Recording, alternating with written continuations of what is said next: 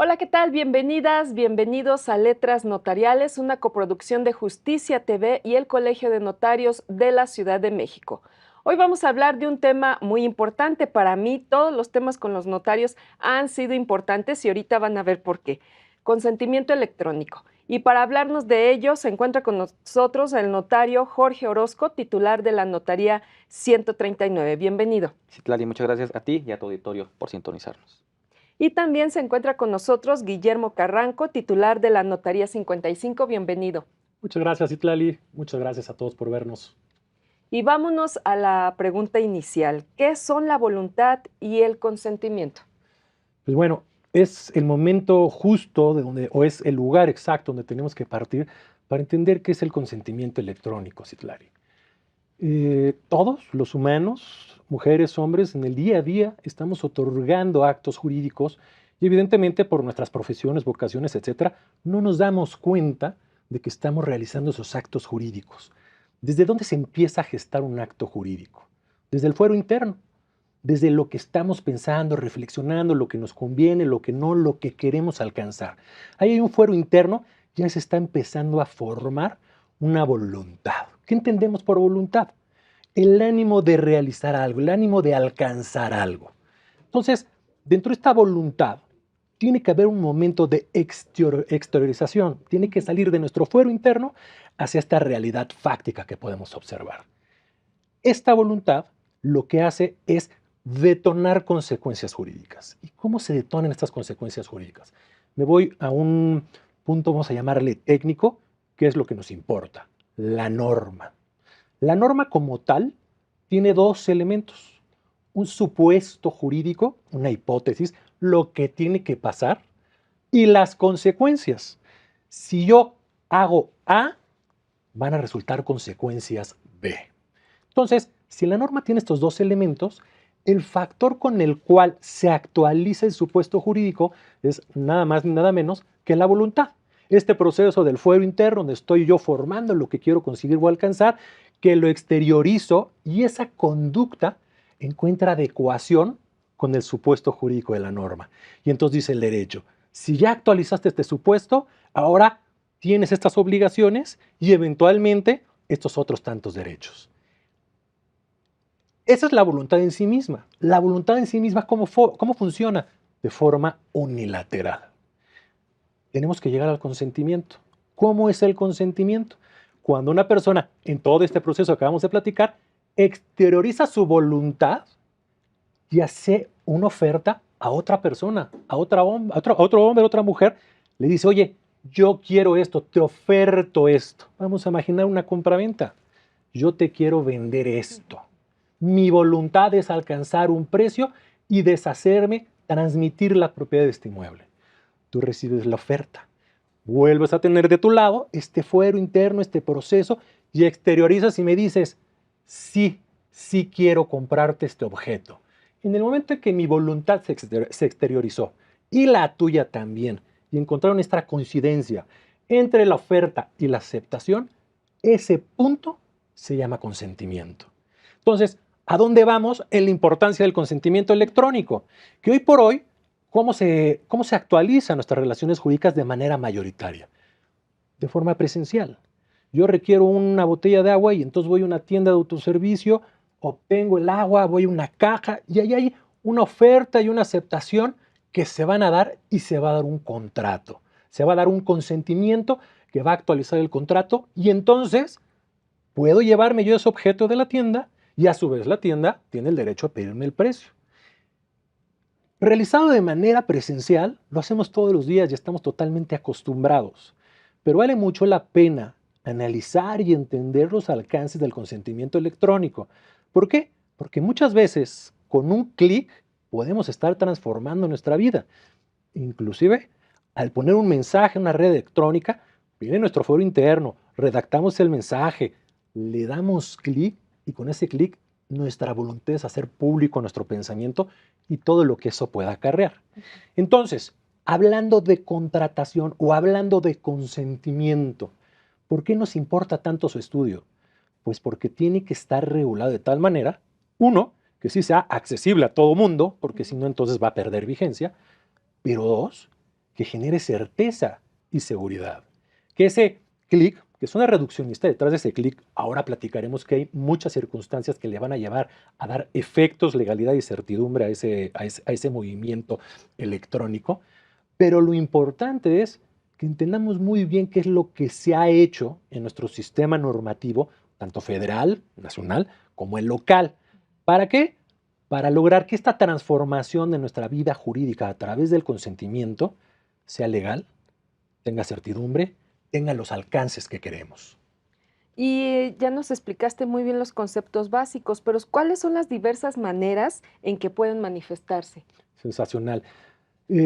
Nuestro Código Civil, el Código Civil de la Ciudad de México, regula que el consentimiento puede ser por dos vertientes, de manera expresa o de manera tácita. De manera expresa, pues es de manera verbal, de manera escrita, por signos inequívocos y la novedad, por medios electrónicos, ópticos y de cualquier otra tecnología. Me voy al expreso. Dentro de este expreso, te mencionaba que puede ser de manera escrita. El presidente de nuestro colegio, el doctor Roberto Garzón, acaba de publicar un libro donde hace una aclaración bastante importante. Este consentimiento que está regulado en nuestro Código Civil por medios electrónicos, al final del día se acaba requiriendo de una expresión escrita. Entonces, tendremos que comprender que estos medios electrónicos podría ser una continuación del medio escrito o una subespecie del medio escrito. Entonces, tenemos un consentimiento explícito y tenemos un consentimiento tácito. El consentimiento tácito, hay hechos que nos llevan a presumir que la persona está consintiendo. En el expreso no es una presunción, hay una certeza. ¿Por qué? Porque yo te digo, Citlali, te vendo esto. Tú me dices, sí. Ahí no hay una duda de que estamos formando consentimiento. No lo estamos presumiendo. De manera escrita, ¿qué mejor? No nos vamos a poder desdecir de lo que hemos dicho. ¿Y entonces qué va a pasar? Aquí está el papel y como siempre hemos dicho, papelito habla. Y ahora lo estaremos viendo, ese papel habla desde distintos rangos. Es decir, hay diversas y distintas categorías en donde el papel, como tal, va a tener un valor probatorio. Y desde ahí podemos partir, desde el papel donde tú y yo celebramos la compraventa de un automóvil donde no necesitamos de nadie más y efectivamente ese contrato va a ser válido, lo vamos a poder demostrar ante la gente, a pesar de que la compraventa de un automóvil no requiere esa forma escrita, sí vamos a tener ese documento constante y sonante, a diferencia de la compraventa de un inmueble que rebase los umbrales, que prácticamente cualquier inmueble en la Ciudad de México puede rebasarlos, donde vamos a requerir una forma especial. Y esa forma especial va a ser precisamente ante notario. Tanto el consentimiento electrónico, simple vamos a llamarle, el que va a tener una equivalencia respecto de este papel que firmamos, así como el que se va a firmar ante notario, deben de tener una regulación particular y especial. ¿Por qué? Porque ya conocemos una parte que está perfectamente regulada y una que es absolutamente novedosa que debemos de entender, incorporar e implementar precisamente para que esa expresión del consentimiento sea cierta y las consecuencias puedan ser las adecuadas para ti y para mí. Bueno, tú nos hablabas de una transacción, por ejemplo, de una casa, pero también puede ser de un negocio, ¿no? Qué importante, como tú dices, papelito habla para que todo vaya pegado a la legalidad. ¿De qué diversas maneras, en qué puede constar? Como lo platicamos hace un momento, puede ser desde la manera verbal, donde simple y llanamente nos ponemos de acuerdo cuando vamos a la tienda de autoservicio, etcétera. Otro tipo de actos jurídicos que dicen, oye, si no es de forma escrita, simple y llanamente no es posible que tenga efectos, o si los tiene afectados de una nulidad relativa. Es decir, tiene cierto padecimiento el acto jurídico que va a tener que ser subsanado, que va a tener que ser curado. Entonces, es por eso que hay que distinguir entre las diversas maneras en las que se puede expresar el consentimiento o manifestar el consentimiento que dijimos, expresas y tácitas, entre las expresas, la verbal, la escrita, la de medios electrónicos, ópticos, de cualquier otra tecnología o signos inequívocos. Y esas son las maneras en las que pueden manifestarse y otras en las que la ley te dice, no te doy oportunidad de elegir cómo va a constar, sino yo te impongo la forma en la que va a constar. Y de ahí lo importante, bueno, también lo trascendente, cuando tenemos una compraventa común y corriente, como te decía, lo podemos hacer de manera verbal. Cuando es por medios electrónicos, que no requiere una forma especial, cuando vamos a comprar un libro en alguna de estas tiendas digitales, híjole, si el libro llegó de pasta dura y lo quería de pasta blanda, es algo que es fácilmente corregible. Hay un sistema de mercadeo de consumidor donde eso se puede arreglar. Pero ahora imaginemos entonces una compraventa, la transmisión de propiedad de algo por lo que yo trabajé una buena cantidad de tiempo y que quiero obtener los recursos para darle nuevo hogar a mi familia. Otro punto, un testamento. Esos dos tipos de actos que son muy representativos, la ley dice, oye, no te permito que lo hagas a tu manera y como tú quieras. Por la trascendencia de los actos, te exijo que sea forzosamente ante notario. ¿Para qué? Para que el notario, y que todo esto es parte de lo que vamos a platicar a propósito de lo electrónico, el notario se tiene que cerciorar de que eres tú. Se tiene que cerciorar, Citlali, de que tienes capacidad. Y se tiene que cerciorar de algo importantísimo y que es función autoral de nosotros, de que estés clara de las consecuencias y alcances legales a lo que le estás diciendo que sí. El notario va a conformar un documento que se te va a explicar, se va a buscar que tengas absoluto entendimiento de él y hasta ese momento el notario va a decidir cuándo puedes firmar. Bueno, tú decides cuándo puedes firmar, pero el notario va a estar bajo su responsabilidad de cerciorarse que tú estás entendiendo la amplitud de ese acto. Sí, sobre todo porque pues estamos hablando, como ya lo dijiste, de nuestro patrimonio, ¿no? Por el que hemos trabajado todos los días, toda la vida, hemos sacrificado muchas cosas y que se tiene que hacer también apegados a todas estas legalidades que ha establecido pues el gobierno en este caso, ¿no? Me encanta la sensibilidad con que lo abordas porque lo acabas definiendo, todo lo que acabé diciendo yo en varios minutos, lo dices tú en pocas palabras. La trascendencia patrimonial de nuestra vida. ¿Cómo se da esta manifestación y constancia por medios electrónicos? Ya mencionabas. Bien, habría que distinguir y empieza ya la complejidad del tema. Hoy por hoy ya conocemos diversos sistemas para asignar, para firmar un documento. Pero estas firmas, a su vez, tienen una jerarquía. Son calificadas de distinta manera desde el punto de vista jurídico. No es lo mismo que, voy a decirlo de manera muy simplista, que nos manden las boletas de nuestros hijos vía electrónica y que el colegio nos diga, oye, fírmame electrónicamente que recibiste las boletas. Pues ahí voy yo y le pongo un garabato que tal vez sea el mío, no sea el mío, tal vez sea o no mi firma, pero esa simple recepción y devolución del documento para efectos del colegio y míos es más que suficiente. Es una firma electrónica que no tiene ninguna regulación. Es una relación entre las partes y que así lo han aceptado. Después de ahí ya tenemos firmas electrónicas que van a actualizar el supuesto jurídico, es decir, que van a generar consecuencias de derecho. Vamos a llamarle esas firmas electrónicas simples. Y aquí mi colega Orozco va a hacer una explicación bastante depurada del tema, yo abordándolo un poco. Vamos a hablar de un acto corporativo. Un acto corporativo que ha decidido conferirle un poder a una persona.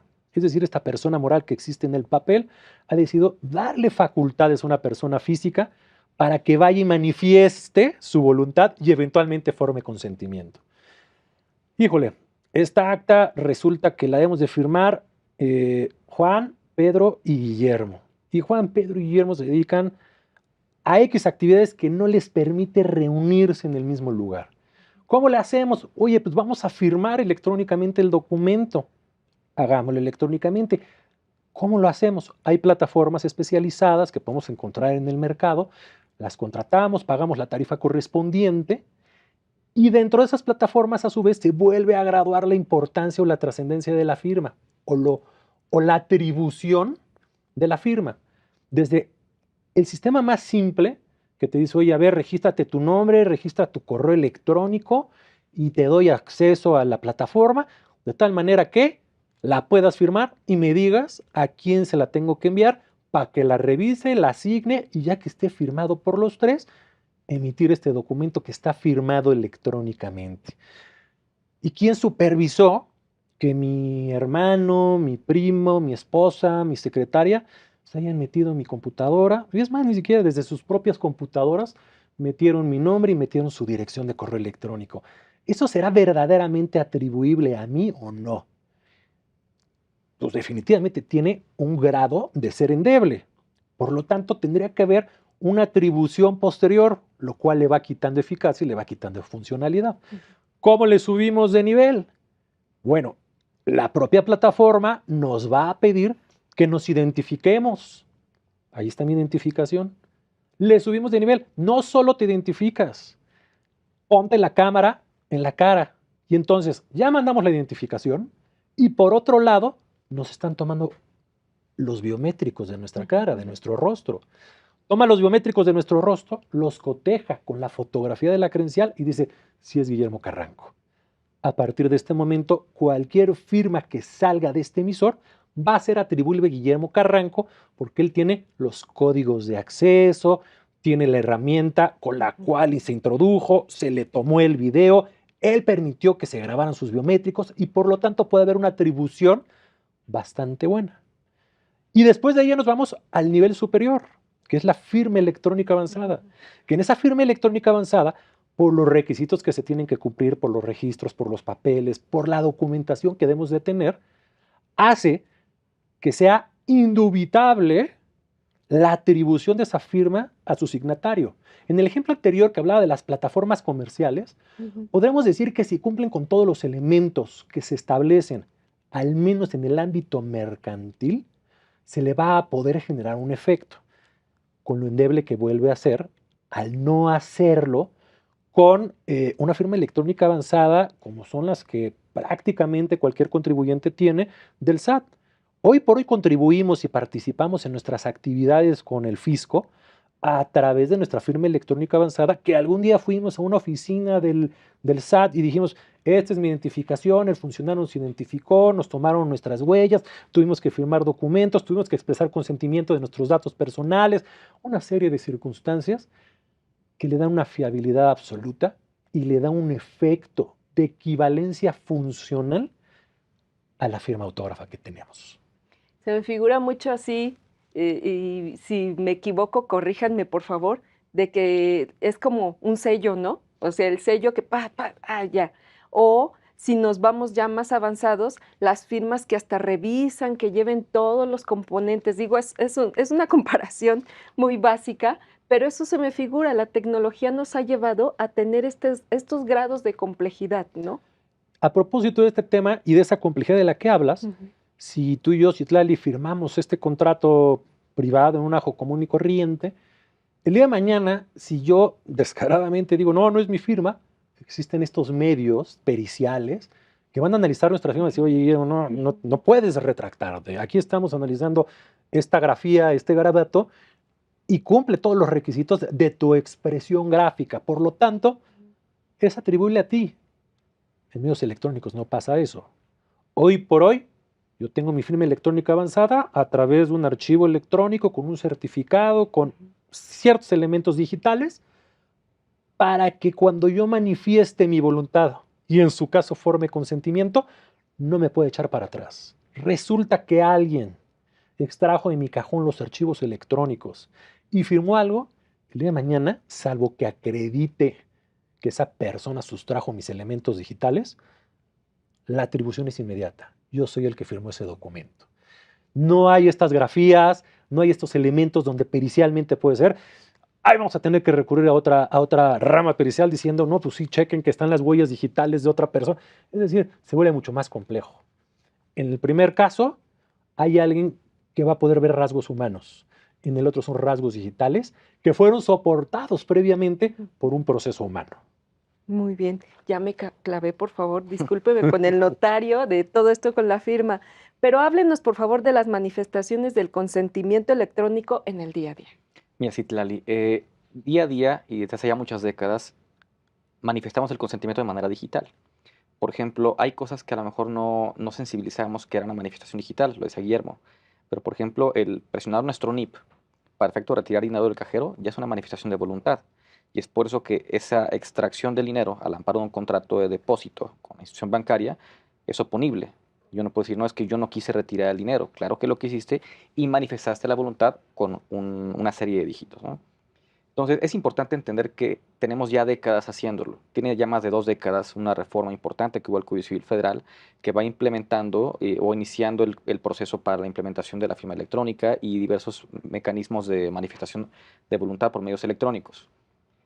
Desde que ha empezado toda esta inercia, es importante que entendamos que todas las herramientas que se han generado y todas las oportunidades para manifestar de diversas maneras el consentimiento han implicado una coexistencia. Es decir, no es que en el futuro solamente podremos manifestar nuestra voluntad de manera electrónica. Existe una coexistencia de alternativas y las personas que no tienen acceso a medios de comunicación electrónicos, a Internet, que no tienen interés en usar la tecnología, no tienen conocimiento ni forma de operarlo, pues no están obligadas ni van a estar jamás obligadas a hacerlo. Número 2. Número 3, es importante también que entendamos, y como dice mi querido maestro José Gino Núñez y Bandera, a quien le mando un gran abrazo, no hay que engolosinarnos tampoco. Hay una tendencia para buscar flexibilizar y dinamizar algunos elementos de la manifestación de voluntad, pero no podemos decir que con esto todo tiene que ser de manera electrónica. Entonces quiero nada más precisar qué se puede, qué no se puede, en qué se está trabajando y qué creemos que no se debe poder. Por ejemplo, las transacciones por internet. Todos los días estamos comprando que si la escoba y que no sé qué. Y entonces todo el día tenemos un contrato de compra-venta mercantil de mercaderías, válido, perfectamente válido. El Código de Comercio lo permite, el artículo 93. Y entonces es un contrato oponible. Y si yo quiero decir, no, es que yo no fui, pues bueno, hay una forma de hacerlo oponible y exigible. Hay cosas que, por ejemplo, no es forzoso un acuerdo por escrito con una compraventa justo mercantil de mercaderías, pero que se puede hacer por escrito y también por medios electrónicos. ¿Y esta firma electrónica cuál se requiere? La normalita, es decir, normalita de manera vulgar o coloquial. No se requiere esta firma electrónica avanzada a la que se refería Guillermo. La básica, ¿no? Sí, es una firma básica, y eso todos los días lo hacemos y es permitido. Pero eso es para materia mercantil, donde si el contrato no exige una formalidad especial en concreto que sea ante un fedatario, ya sea corredor o notario, de manera escrita se puede manifestar, ya sea a través del rasgo físico de nuestra firma o también a través de medios electrónicos. Pero aún en materia mercantil, el propio 93 del Código de Comercio en su parte final nos establece que cuando el acto requiera forma notarial, se tiene que hacer según los términos de la legislación. Número 1. La forma notarial es una cuestión que es regulada por las disposiciones civiles de cada entidad. Y esto por el artículo 73 de la Constitución no está atribuido al Congreso de la Unión, sino a cada una de las entidades. Entonces, la materia federal no puede regular la forma de los actos ante notario mediante la firma electrónica avanzada u ordinaria, sea cual sea el caso. Y el 93 es consistente en el sentido de que remite a las disposiciones locales. Entonces, por ejemplo, todo el mundo hemos pasado por experiencias desagradables donde a lo mejor, pues bueno, por vulneraciones de seguridad o por la razón que tú quieras, nos es imputable o atribuible en principio una compraventa con la que no estamos de acuerdo, que no celebramos nosotros. Pues qué indeseable sería que se trate de un inmueble y que nos vaciaron completamente la cuenta por un precio que no acordamos. Entonces, a lo que me refiero con el tema de engolosinarnos es entender qué se puede, qué es conveniente y en qué punto los medios electrónicos como forma de manifestación de voluntad son indeseables por la trascendencia tan alta de cierto acto. Entonces, en materia mercantil, el legislador que dijo, si los actos son verbales en cuanto a su forma o son de forma escrita, simplificada, es decir, no ante notario, hazlo de manera electrónica. Adelante. En materia civil, ¿qué ha hecho nuestro Código Civil local? Se reformó y ahora permite la manifestación de voluntad por medios electrónicos, también medio local, pero tiene que ser firma electrónica avanzada, ya que habitualmente los contratos civiles pues no tienen esta especulación o este ánimo de dinamismo y de constante agilidad que sí los mercantiles tienen. Y entonces, por esa trascendencia tan importante que tienen los actos civiles, se exige firma electrónica avanzada, siempre y cuando el acto no amerite la forma notarial. Es decir, no porque sea firma electrónica avanzada significa que entonces ya no va uno ante notario. La verdad es que vemos con mucha claridad la tendencia de personas que inclusive en actos que no requieren forma notarial, recurren ante nosotros porque saben el tipo de servicio que van a recibir, la asesoría, la imparcialidad y el control de la operación. Y pongo un ejemplo en los contratos de promesa de compra-venta. Los contratos de promesa de compraventa no ameritan forma notarial y nunca lo han requerido. El Código Civil es muy contundente, es forma escrita y se acabó. Entonces, un contrato de promesa de compraventa sobre inmuebles en la Ciudad de México, celebrado en un restaurante de conveniencia, en donde sea, firman y es válido. Pero la gente nos busca a nosotros porque dice, a ver, es un tema inmobiliario, es mi patrimonio, gran parte de él, o su totalidad. Quiero ir ante notario para que me asesoren en este lado. Entonces, por eso el Código Civil y el legislador local, creo que con bastante acierto, puso mayores requisitos para la manifestación de voluntad en temas civiles y es firma electrónica avanzada, equiparable a la firma escrita de puño y letra. Los actos notariales siguen requiriendo forma notarial. Entonces, es importante que entendamos qué se puede y qué no se puede. Y aquí me detengo un momento. Quiero manifestar a tu audiencia y quiero dejar muy en claro el tema de que a raíz de esta innovación que todo mundo queremos ver, donde la gente pues ya no tengamos que a lo mejor de manera innecesaria perder tiempo en el tráfico, eso es pérdida de tiempo, pérdida de dinero, es contaminación, pero a veces sobre pretexto de eso se ha buscado maximizar el alcance de estas reformas y buscar ofrecer servicios notariales sin un soporte legal, sobre pretexto de principios de consentimiento electrónico que no son aplicables al caso en concreto o no tienen la legalidad necesaria. Entonces, sí quiero hacer un pequeño paréntesis en ese sentido para que tu audiencia no tenga ese tipo de sorpresas en el entendido de que los actos notariales se celebran ante notario. Cuando la ley dice que se tiene que celebrar ante fedatario, es ante nosotros, no es de manera digital con una fe de hechos que hace el notario. Y pongo el ejemplo.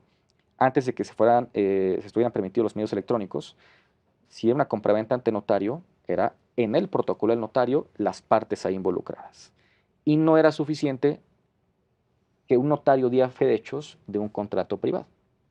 Si yo doy fe de hechos de un contrato de compraventa que celebran ustedes en papel, no es una compraventa ante notario. Es una compraventa privada, un notario dio fe de que había dos personas firmando, etcétera, pero no es una compraventa ante notario. De la misma manera, una operación en la que un notario certifica la puesta de firmas electrónicas no es una compraventa, sino es una fe de hecho respecto de ciertos actos con relevancia digital. Entonces, es muy importante que entendamos esas diferencias y es por eso que el Colegio Nacional de Notariado Mexicano ha emitido un pronunciamiento en el sentido de que mientras no consten en protocolo digital las actuaciones notariales, no tienen ese sustento en cuanto a la forma se refiere y cada entidad tendrá que regular la forma de otorgar actos notariales y si fuera de manera digital, no solo es que la ley lo permita, sino que sea conveniente y prudente. ¿A qué quiero llegar con esto?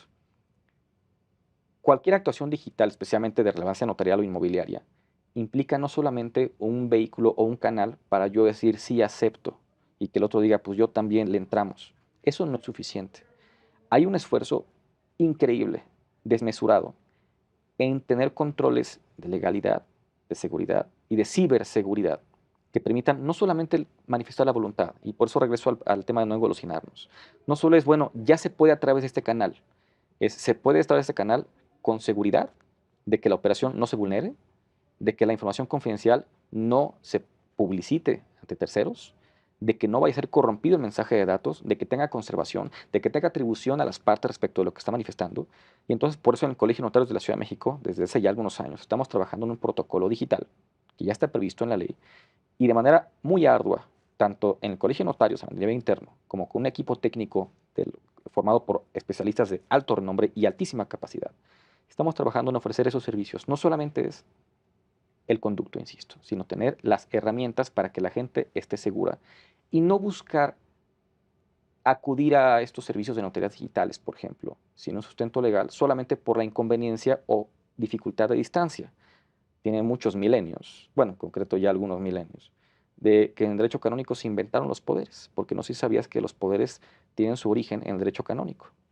Notario, tengo que hacer una pausa. No lo quería interrumpir, pero es necesaria. Permítame, por favor, y regresamos con estos conceptos. Pausa y continuamos.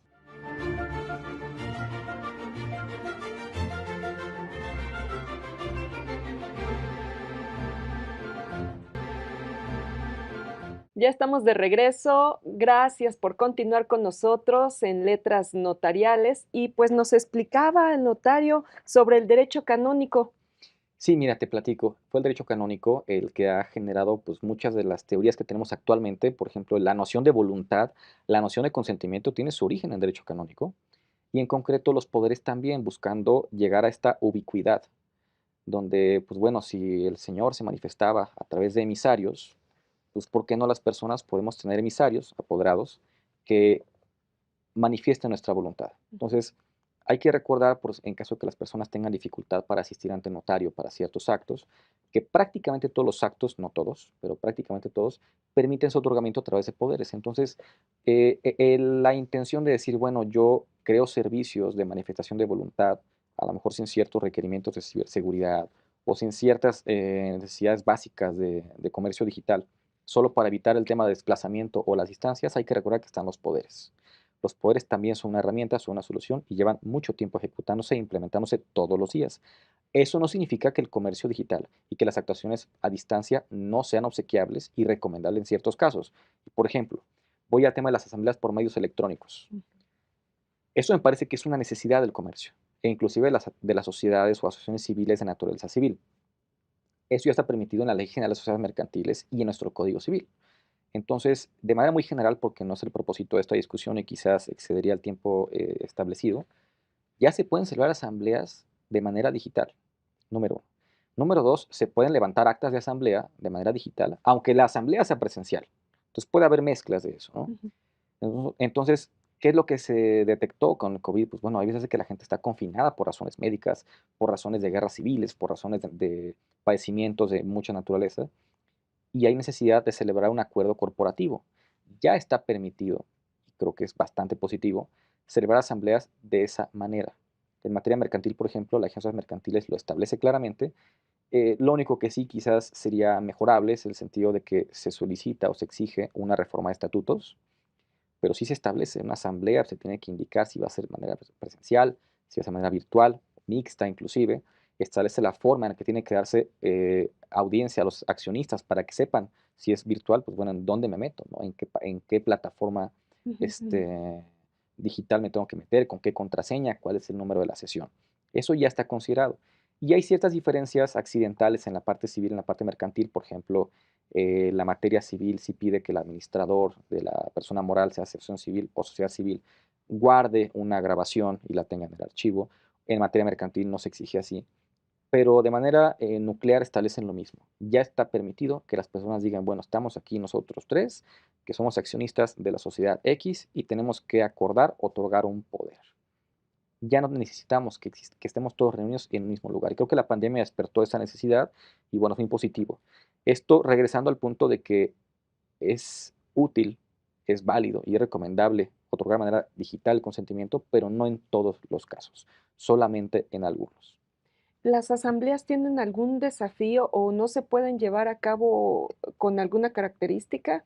Son muchos desafíos, muchísimos. Los tecnológicos son los primeros, ¿no? De repente hay un problema con la sesión, entonces ya no se puede acceder con ese número de sesión, pero resulta que así está convocada en el portal de la Secretaría de Economía, entonces ya ni siquiera se puede celebrar. Se puso un dato erróneo, problemas de conectividad porque el Ujú, Internet no está ujú, bien. Problemas tan simples como, por ejemplo, la acreditación de la identidad. Entonces yo tengo que decir, a ver, aquí estoy Jorge Orozco González, yo soy accionista, tengo que exhibir mi título. Entonces algún accionista podrá cuestionar y decir, no, es que ese no es el título o yo como sé que es el bueno, yo no puedo certificar las firmas en ese ujú. momento. Hay cierto software para poder modificar la apariencia de uno y son cada día más eficientes, ¿no? Entonces alguna persona podría cuestionar, no, yo no sé si es Jorge, yo no sé si es otra persona con algún tipo de filtro. La parte de la identidad, yo cómo sé que sí es o que no es. Pues bueno, saco mi identificación y yo cómo la puedo validar. La validación del INE, que permite a través del celular validar una INE, pues requiero la INE físicamente para Ujú. vincular dos códigos QR que hay en el reverso de las nuevas. Son estos algunos de los múltiples ejemplos. Entonces de repente estamos votando y se le va la luz a alguien, entonces ya no está presente, Ujú. entonces cuenta o no en el quórum de asistencia o en el de votación. Entonces, si se complica, se puede complicar muchísimo y puede llegar a la ineficacia de la asamblea. Pero en muchos de los casos no pasa esto.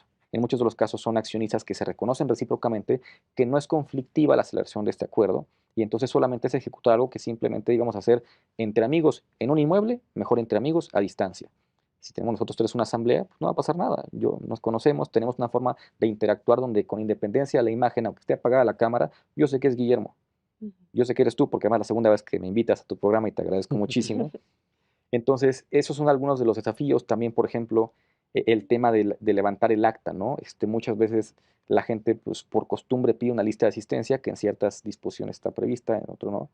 Y siempre es deseable decir, a ver, están presentes tantas personas y lo puedo constatar de esa manera. El hecho de que la disposición mercantil no obligue a que se mantenga una copia de esto y se mantiene una copia, con qué grado de conservación se tiene que establecer, por cuánto tiempo y con qué tipo de medidas de ciberseguridad para saber que no fue alterado. Y así puedo seguir media hora. Eso también puede pasar de manera presencial. Aquí me surge una pregunta. Por ejemplo, ¿en qué actos no se podría? Hablábamos la otra vez que en los testamentos no se podría, ¿no? Mira, en testamentos hay ciertas disposiciones que ya han ido abriendo las Ujú, puertas para esta manifestación de consentimiento, pero de manera generalizada no es conveniente, especialmente por lo delicado del acto. ujú. Es un acto que requiere la participación y la coetaneidad de las personas. Estamos aquí juntos, yo te estoy viendo, ver que no estás presionado. Y además, no es un interés que la ciudadanía esté demandando en este momento, insisto, con independencia de cualquier posibilidad legal, ya que las personas, por ser un acto tan sensible, sí quieren ir ante notario, quieren ir a nuestras oficinas, quieren estar sentados con nosotros a solas, y esa necesidad no creo que sea de las primordiales para efectos prácticos, con Ujú. independencia, insisto, de la parte normativa. La parte de compraventa sobre inmuebles, eso no está permitido actualmente. La compraventa sobre inmuebles tiene que ser ante notario, con presencia ante notario, ante nosotros. Lo mismo, por ejemplo, constitución de sociedades mercantiles. Una constitución de sociedad tiene que ser con nosotros en protocolo ordinario y que no firma autógrafa del señor o de la señora. Pero sí hay cosas que podemos poco a poco ir obsequiando, permitiendo y que ya de hecho hacemos. Por ejemplo, protocolizar asambleas que fueron celebradas, bueno, protocolizar actas de asamblea que fueron celebradas de manera electrónica, con ciertos requisitos y cierto proceso independiente. Se tiene que protocolizar un mensaje de datos en ciertos casos, en otros casos es un acta física que refleja lo que sucede de manera digital. Es decir, hay muchos asegúnes, muchas variables, pero tenemos ya muchísimas actuaciones notariales que implican los medios digitales, por ejemplo, las copias certificadas. Y los cotejos ya traen una validación a través de una firma electrónica notarial que nosotros firmamos de manera digital con biométricos y además tenemos que firmarlo de manera autógrafa. Pero eso permite que ya no tengan que estar rubricadas todas las hojas y eso le da al prestatario mucha más agilidad en el servicio. Pero también lo mismo, ¿no?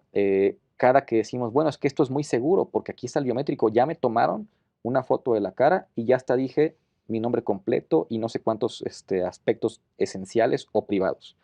Bueno, ¿y a quién se lo dijiste? ¿Dónde está resguardada tu imagen? Porque para que sea válido el biométrico tiene que estar almacenada la imagen y poder hacer Ujú, ese ujú. enlace.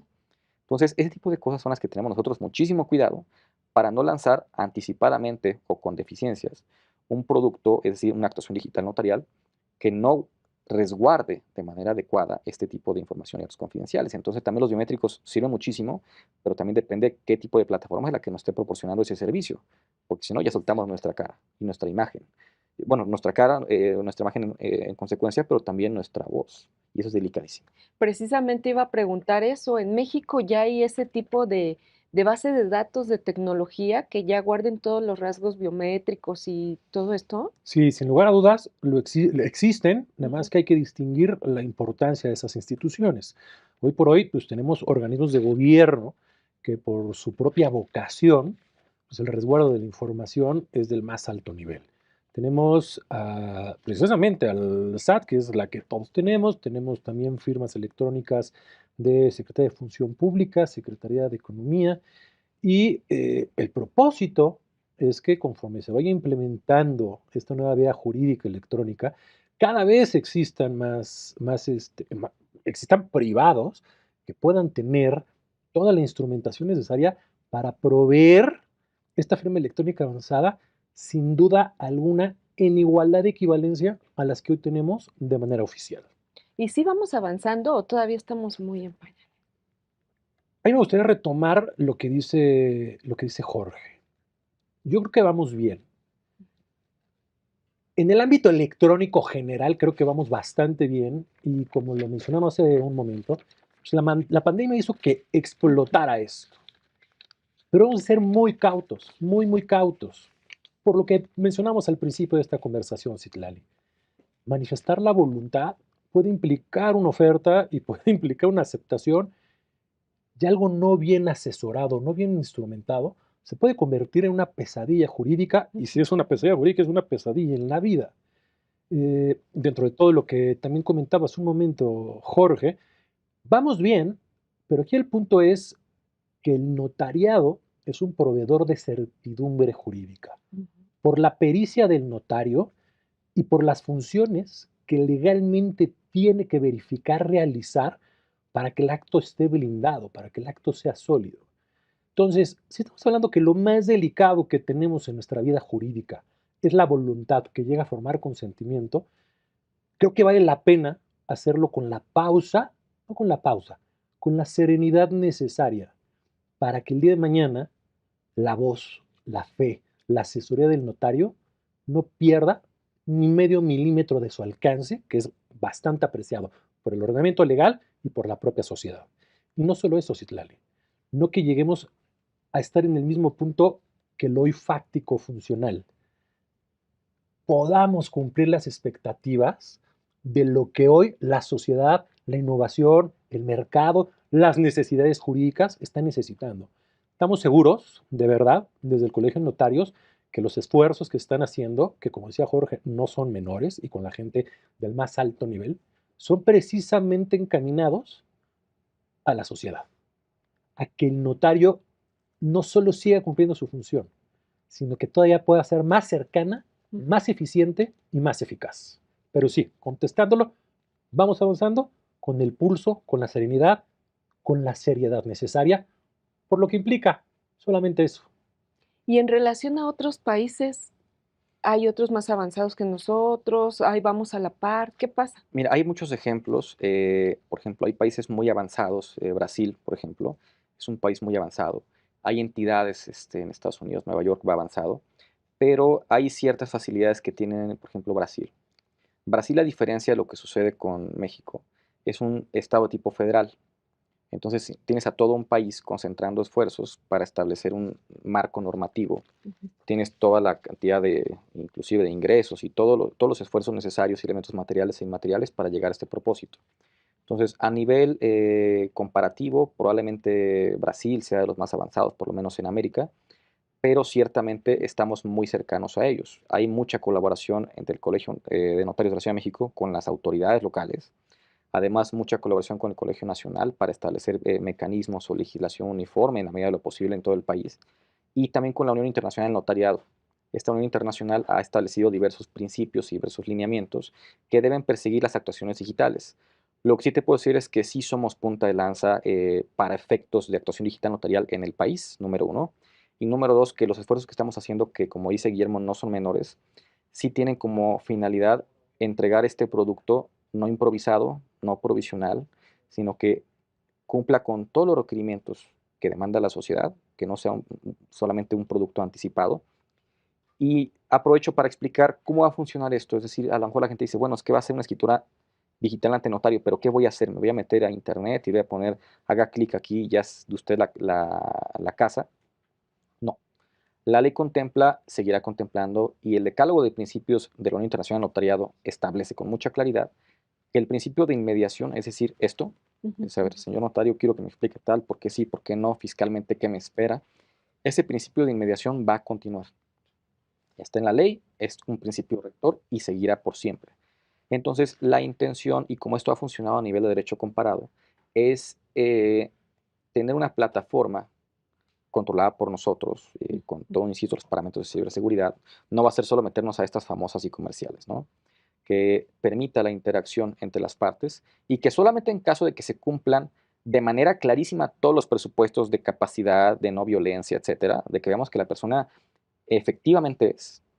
Entonces, a través de esa interlocución por medios remotos, podremos iniciar con la exhibición, por ejemplo, del documento, su lectura, su explicación, y después con su suscripción a través de esta plataforma con la firma electrónica para la actuación digital notarial.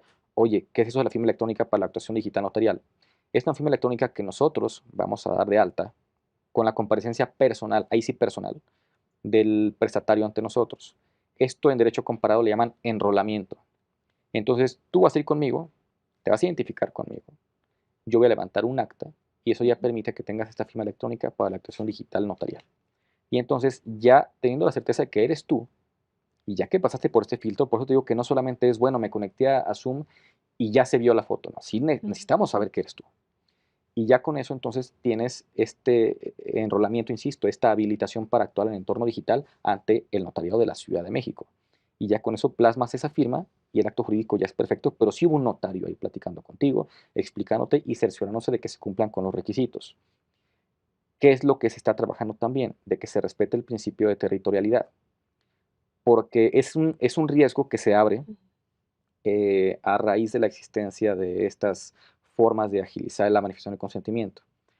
Porque si a esas fuéramos, podríamos otorgar un acto notarial respecto a un inmueble en la Ciudad de México ante un notario de un país muy remoto y muy alejado de nuestra cultura jurídica. Y entonces, si resulta que tenemos un problema con ese notario porque no pagó los impuestos que yo ya le pagué, ¿cómo lo voy a demandar? ¿Cómo le voy a embargar algún activo para recibir mi dinero? ¿Quién lo va a controlar? ¿Cómo sé si va a dar los avisos correspondientes? Porque él ni siquiera está empapado de la cultura déjate de mi país, de mi continente. Puede ser un tema en Asia, en África, puede empezar inclusive tema de competencia por menudeo en algún país asiático, los servicios notariales por actuación digital notarial. Eso ya está controlado por nuestra ley, justamente previendo que los solicitantes tienen que tener un elemento de seguridad, de personas que conocen el tráfico jurídico inmobiliario de la Ciudad de México, que saben cómo se inscriben las escrituras, cómo se calculan y pagan los impuestos, y que están súper auditadas, súper controladas y que pueden ser perseguidas. Entonces, por ejemplo, si yo estoy involucrado en una operación, yo sé qué se requiere para que el registro me la inscriba. Yo sé cómo pagar impuestos, tengo mi contraseña en las plataformas locales y federales. Y pues bueno, ciertamente la Consejería Jurídica y Servicios Legales me tienen muy controlado con inspecciones periódicas y además diversos avisos que se dan de manera constante y paulatina para saber que el servicio que yo le voy a dar a mis clientes va a ser el mejor y además es auditable. Es importantísimo esto. No solo es que una persona sepa y pueda recibir la voluntad, es que sea auditable, controlable y perseguible. Entonces también esta parte se ha generado y despertado el interés a raíz de la actuación digital notarial y ya está en nuestra ley, por ejemplo, que es inclusive un delito si alguien da fe de una actuación digital respecto a personas que se encuentran en la Ciudad de México. ¿Esto para qué es? Para que las personas no vayan a ser defraudadas y tengan este tipo de desastres, ¿no? O intervenciones pues poco afortunadas. ¿Cuáles serían las ventajas del otorgamiento de instrumentos ante notario por medios electrónicos? Habría que distinguir dos aspectos, Itlali. Uno, hay ciertos actos que platicábamos hace un momento que por disposición legal forzosamente son ante notario. Y habrá otros actos que no necesariamente sean exigibles otorgados ante notario, pero que sean convenientes. En ambos sentidos, en ambas vertientes, me parece que después de esta conversación, la respuesta es casi natural. El nivel de complejidad que tiene la manifestación por medios electrónicos, buscando su equivalencia funcional, tanto en el documento como en la firma y eventualmente la fe, hace rato lo platicaba Jorge y ahorita lo volvemos a distinguir, esos tres elementos para que alcancen su equivalencia funcional, es decir, para que sean iguales, lo que firmamos en un ecosistema virtual sea igual al papel al que estamos todavía acostumbrados, se necesitan de ciertos requisitos.